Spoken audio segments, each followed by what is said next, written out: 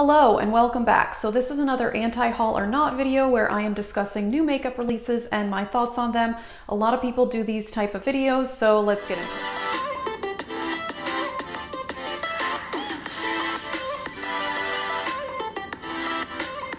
The first thing is just a restock, but I mention it only because I thought it was funny. They restocked the Morphe James Charles palette, and it restocked only a few hours after the 20% off coupon expired at Ulta. And I just thought that was funny because I thought I was being paranoid, and then I looked on the comments on the Trend Mood One Instagram and so many other people were saying the same thing. So I'm not the only one, but I do think it's hilarious. Obviously they had it in stock a few hours earlier, but obviously they did it right after the coupon expired because they know how hyped up it is and everybody wants to buy it. So anyway, side note, but I thought it was funny. Next is a new MAC floral collection, and this is so pretty. The eyeshadow palette has a lot of pinks in it, and the packaging is beautiful. I don't think I'm gonna get anything, but it appears to be that pink eyeshadows are a huge trend right now, which is exciting for me because I love pink eyeshadow. So this looks like a lovely collection, but I won't be getting it. Next, Too Faced is releasing the Born This Way powder foundation, which they must have discontinued their other powder foundation. How different this is gonna be from that, I have no idea, but I don't have interest in this. I do have the Born This Way liquid foundation, and it looks amazing. It's full coverage. I really like it, except the lasting power is absolutely terrible on it. It breaks down within a few hours, and I don't like that. So I don't really need a $30-something powder either. Next up are two palettes from The Balm. And there's something like, here's the tea, or what's the tea? I don't know.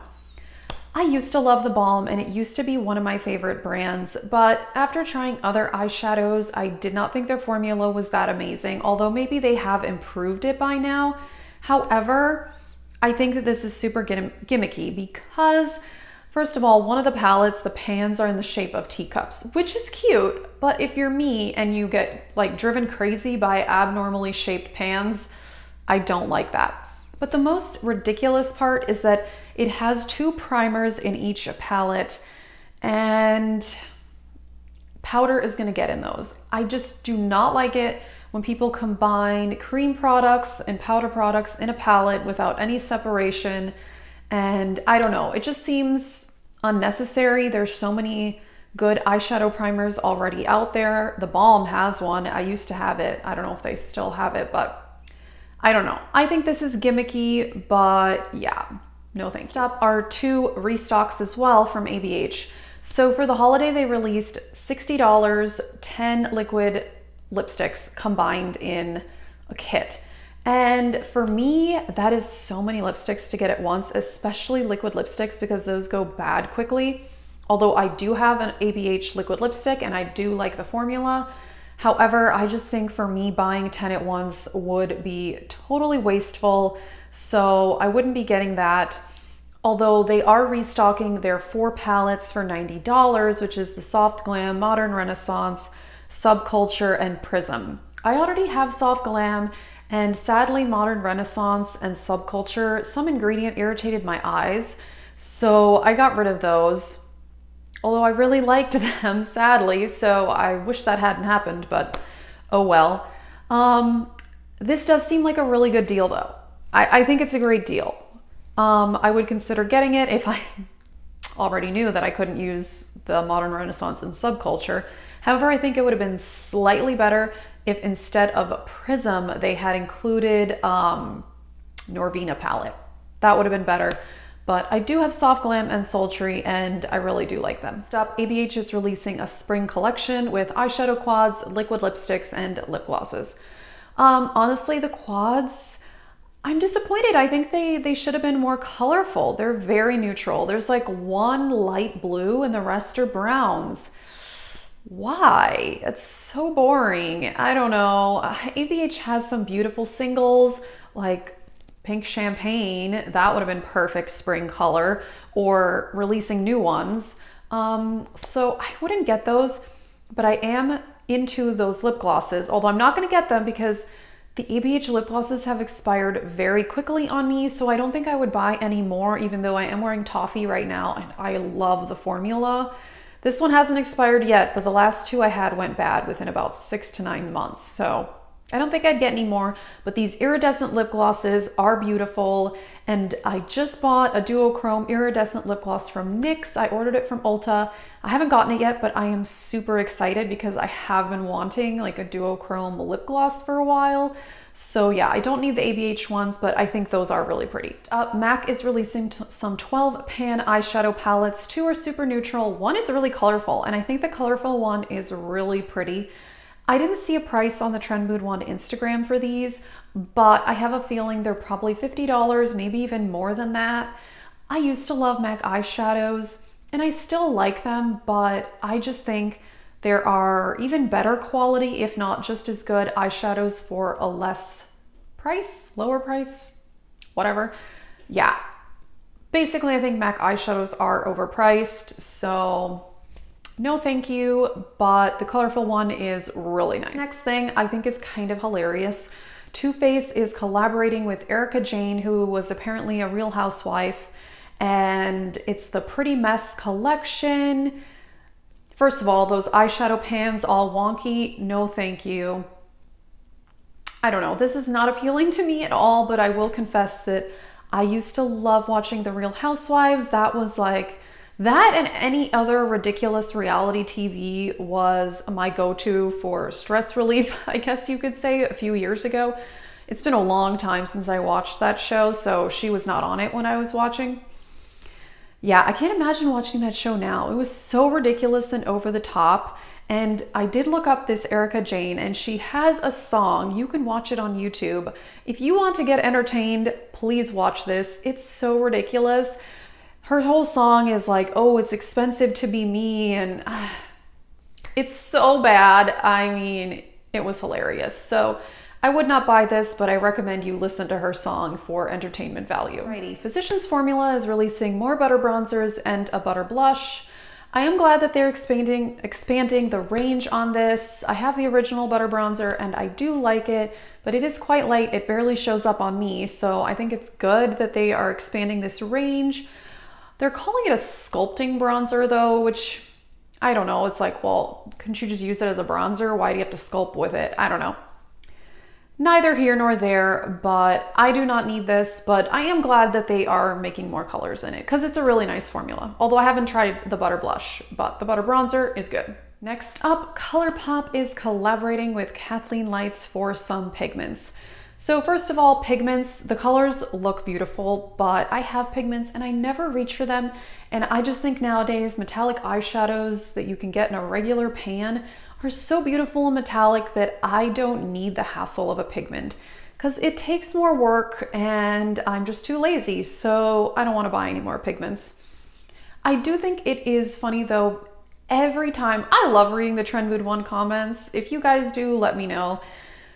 Every time Kathleen collabs with Colourpop, 50 people are like, oh, why can't she collab with another brand? Or why can't Colourpop collab with someone else? People, this is what it is. I mean, I think she's either part of the company or invested in them, or they have some sort of like special deal, or I think maybe she's just friends with the owners, but she's gonna keep collabing with them, people.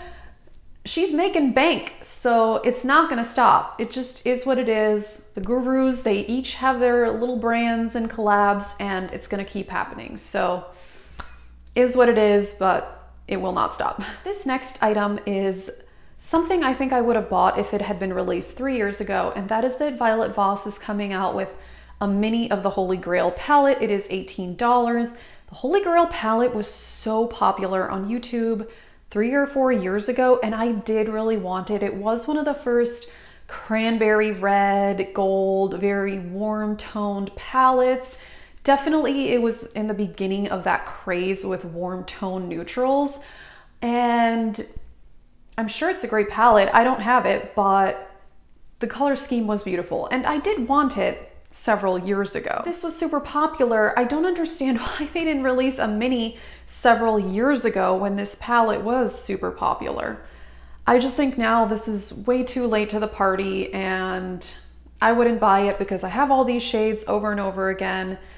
But yeah, It's too late, Violet Voss. Too late. Next release I also think is too late to the party. Makeup Geek is releasing some neutral eyeshadow palettes, and I'm sure they're beautiful. Honestly, I love the Makeup Geek eyeshadow formula. I do have some of their eyeshadows, and they are really, really good quality.